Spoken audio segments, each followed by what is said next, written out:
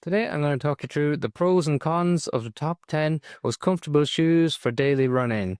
If we look at the Hoka Clifton 10, it's been renowned as a workhorse of a shoe and had a big revamp from the Clifton 9. It now has an 8mm drop instead of a 5mm drop. It's got the standard CMEVA cushioning, so it's really responsive and transitions really nicely from the back to the front of the shoe. So if you're looking for a workhorse of a shoe to do easy miles up to marathon distance, this is an excellent option. One of the downsides of the Clifton 10 is it's got a really narrow toe box, so those of you with a broader foot may not enjoy it, but it does come in a wide version as well.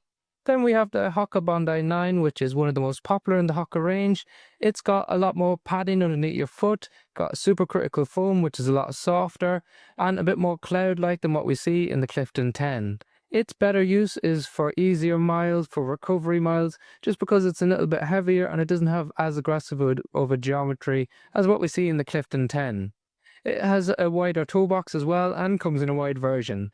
The downside of this shoe is because it's a little bit heavier, it will struggle to do those up-tempo workouts that you might need from a daily shoe if you're not someone who rotates through your shoes. But a really comfortable shoe for recovery runs, easy runs and up to marathon distance.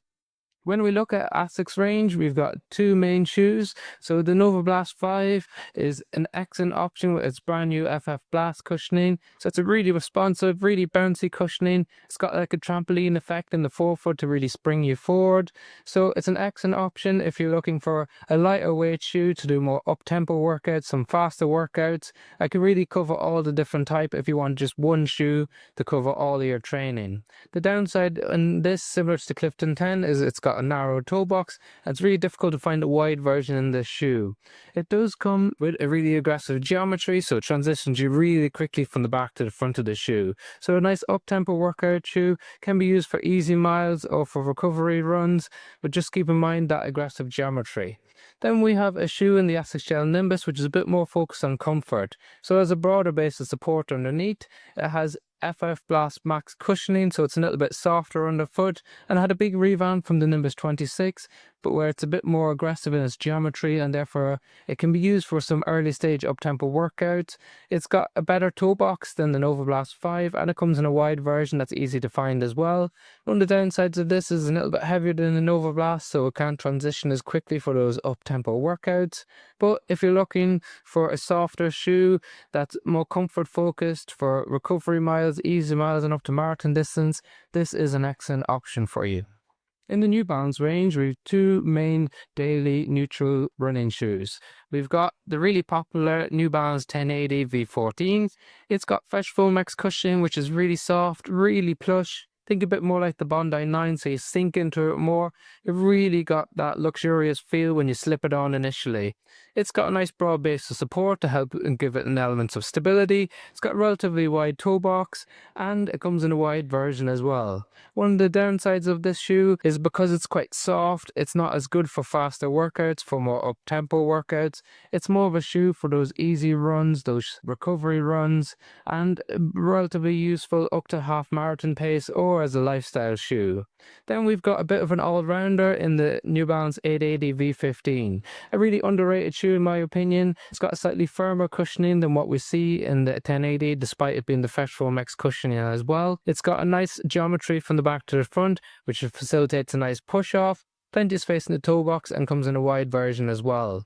This is an excellent option for your daily miles, for those longer runs when you're building up the mileage and you just need a steady shoe that can cover most of your bases. Both of these shoes aren't as good for up-tempo workouts. They both come in a wide version as well.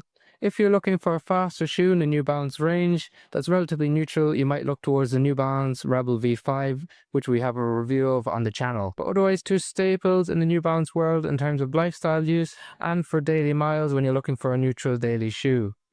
When we think about Brooks, we got two excellent options. The Brooks Ghost 17 is a nice lightweight neutral daily running shoe, very similar to what we see in the Clifton 10 with a slightly lower drop of 10mm compared to its predecessor. It comes in around 286 grams for size 9 men's US, so not as lightweight as the Novablast 5, but the DNA Loft nitrogen injected midsole means that you get a really nice comfortable feel when you hit the ground, and then it's got narrow denser cells that really help with the push-off phase of the gait cycle.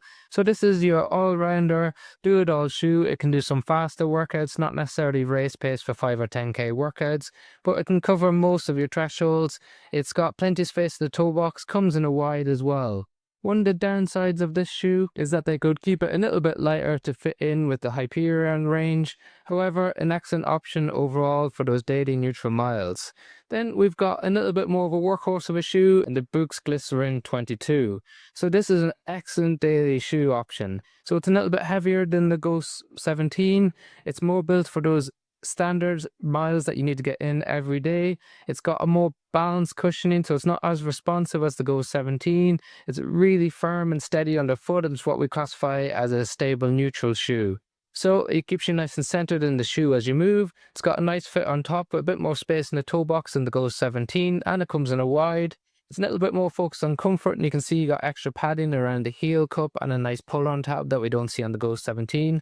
And as a result, the downside of this is it's a heavier shoe, so it definitely can't do those faster daily workouts, but it's an excellent option if you just want something to do those standard miles in on a day-to-day basis. Really comfortable. And if you're looking towards a faster workout shoe in the Brooks range, you might look towards the Brooks Hyperion.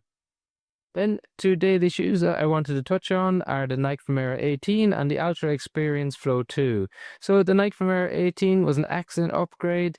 It's got a mixed blend midsole with the React X and the Zoom X midsole, and that means that you get really comfortable initial contact with the ground, but it does spring you forward, so it's quite a bouncy and responsive shoe. It's got a tapered toe box and comes in a wide version, loads of padding around the heel cup. So it's an excellent shoe if you want a shoe to pick up the pace a little bit, but still give you that comfort and padding for those longer distances up to marathon distance. One of the downsides is we feel like they could have made the shoe a little bit lighter overall, and that would make it a bit more springy and a bit more responsive. But they've done an excellent upgrade on this compared to version 17, and it's a really popular shoe if you want a daily shoe, a shoe that we really enjoy running in on a day-to-day basis. Then we have a lesser known shoe that I wanted to introduce you to, and that's the Altra Experience Flow 2. The Altra are renowned for having zero drop shoes where there's no difference in the height from the back to the front of the shoe. They introduced the Experience Flow 2, which has a 4mm drop, so it's quite a nice shoe if you're interested in getting to zero drop, as it works as a nice transition shoe. It has their Ego Max P35 midsole, but it's a lot softer than what we see in the other Altra shoes. So it's not as soft as what we see in something like the Nike, mainly because you don't have the same amount of padding underfoot. So for instance, you've got 32 mils in the rear foot in the Altra, and you got 44 in the Nike. So there's no real comparison.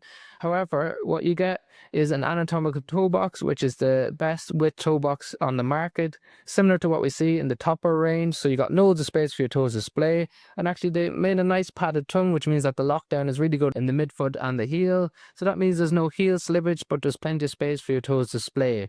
So this is an easy running shoe. You might do it up to 10k or half marathon distance. Some of you might feel that you don't have enough padding under your foot to get all the way up to marathon distance. But if you're interested in getting a shoe that's closer to a zero drop, well, this is a great introductory option. It's got a fantastic toe box, and it's got much softer foam than what we see in the other Altra shoes. So we've got links to all of these shoes in the description below. If you've got any questions, please drop them in the comment section. I'm more than happy to answer them. If you found the video helpful or interesting, then just like and subscribe. It does make a massive difference to the channel. Thank you very much for watching.